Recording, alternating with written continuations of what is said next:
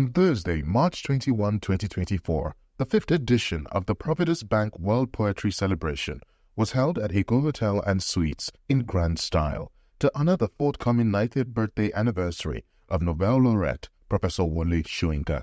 The celebration of World Poetry Day, designated by UNESCO in 1999 to promote reading, writing, publishing, and teaching of poetry globally, has been hosted since 2020 by Providence Bank under its CSR initiative, the Providence Bank Poetry Cafe. This year's event was curated by the Culture Advocate Caucus and directed and produced by Jaman and Nikulakbo under the auspices of Nobel laureate Professor Wole Soyinka. The event, themed Engaging the Quintessential Poet at 90, welcomed a distinguished audience of dignitaries and ardent poetry enthusiasts from various backgrounds. They include Nobel laureate Professor Wole Soyinka and his wife, Sholakia Soyinka, Mr. Walter Akpani, MD CEO of Providence Bank, Erelu Abiola Dusunu, Prince Bisi Olatilo, Chairman CEO of Beskin Communication, Mr. Newton Jibuno, renowned environmentalist and businessman, among others.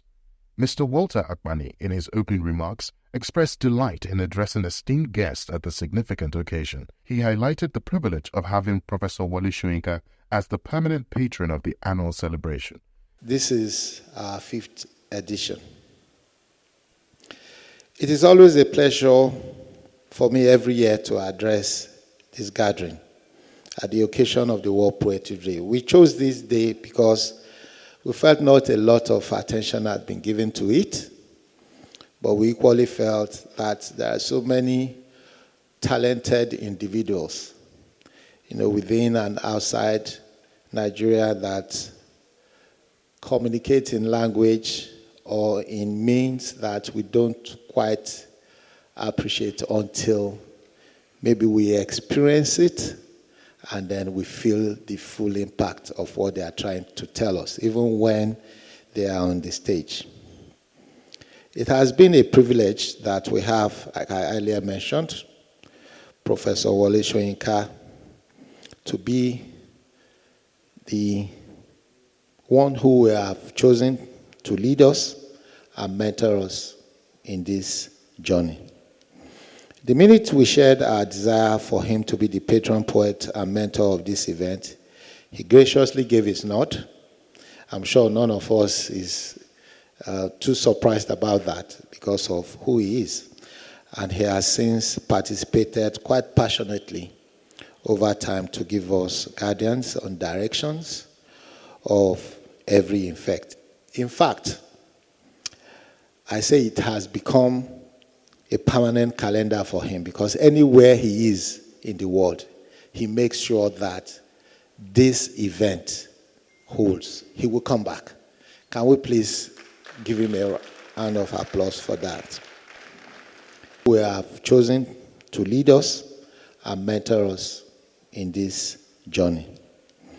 The minute we shared our desire for him to be the patron poet and mentor of this event, he graciously gave his nod. I'm sure none of us is too surprised about that because of who he is. And he has since participated quite passionately over time to give us guidance on directions of every effect. In fact, I say it has become a permanent calendar for him because anywhere he is in the world, he makes sure that this event holds. He will come back. Can we please give him a round of applause for that? Jaman and Nikulakbo, the producer and director, shared insights into the event's theme, Engaging the Quintessential Poet at 90, emphasizing its purpose. This whole event has been predicated on 2 publications. The exhibitions you have outside there, especially the first set, it's from W.S. Alive in Full. I thought the publisher would be here, Bookcraft. So most of those works are in this book. I thought they would be here so that you could see the works. Very heavy book. I think it was published when Prof was 70, I think. That was 20 years ago. And Wole Soyinka selected poems. So most of the poems you are going to be listening to today are not directly from this book. This is the second ambush. what we have requested the poet to do. Wole Soyinka has been having engagement with we millennials, with young people about his ideas, about his public intellectual input, which are all captured in his collection of materials, all the interventions. The 12th edition just came out.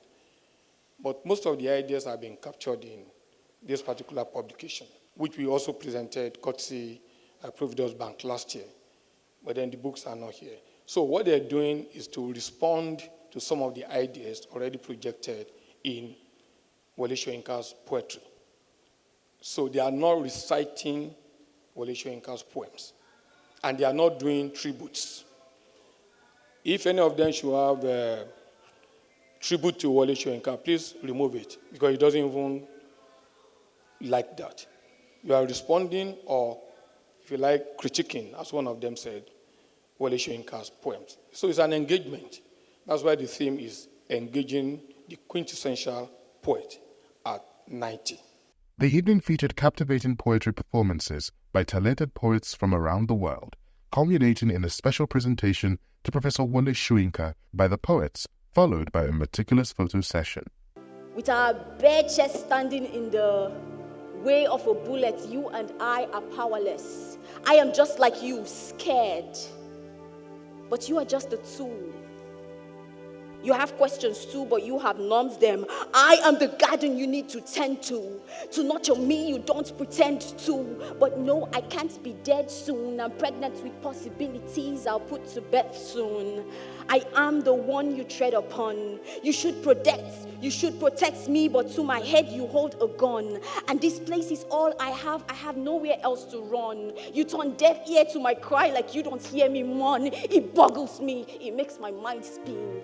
There's oil in my soil, I'm plagued with dry skin.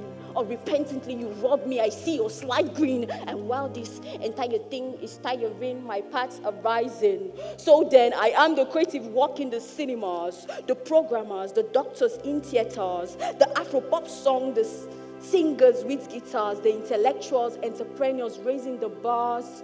But I am the businessman saying, I beg me that to pay. The students calling home for cash we never day. The street hawker praying for a better day. The average worker praying for better pay. And I am the farmer with hoe pinned to the ground, hoping that the ground will so dim to abound with perfect crops. It was an exaggeration of my reading glasses. And so I took them off and I looked again and realized that she is a complete edifice of a beauty in perfection. Complete, not half done, almost done, abandoned project like those ones in my place by those politicians. And I ask, are you from the fine glittering gold, tall heights of those gorgeous women I see in Castina? Because your genetics seems familiar. Are you from Daura? Okay. You seem to have the uncontestable humility, courtesy, and loyalty of the average Yoruba woman. Shivering, you have walked to your mind's edge. Walk no further. Leave the question of these severed blood relatives. Leave it with the mango tree. Can it bear fruit when it is too young to shade its own stem? Can it save those called lazy, sinful, thief, witch? Those who named them so. Let the tree answer. Let it live or die. You need yourself more than questions need answers. You cannot bend the head of one, make him lick the wound of another, knowing that the wound and the tongue are septic. Let God do it. My ancestors. But the songs that I'm bringing, when I took it to my brother with crucifix on their neck, they say I do not belong here. Because when I was crucified on the cross, I could not rise. The grave was barraged by stony rosaries and wooden crosses. So I carry my songs. I carry my songs when the voice called forth from the minaret. I waited when the star rose and the moon rose. I brought the songs of my ancestors. But my brothers say I do not belong here. Despite that I have woken with the voice from the minarets. Despite that I have made ablutions with dust, even when there was no water. Because the sea remembers the history of slave ships and it dried off. And I said, I always come with songs. Songs that has been rejected because I do not come from the voice rising from the minaret or the wheel written down by the voice coming from the crucifix. But then I come with chants of my ancestors. To show how you showed me the world, to celebrate your message of justice, freedom, civil rights, and love. Love letter.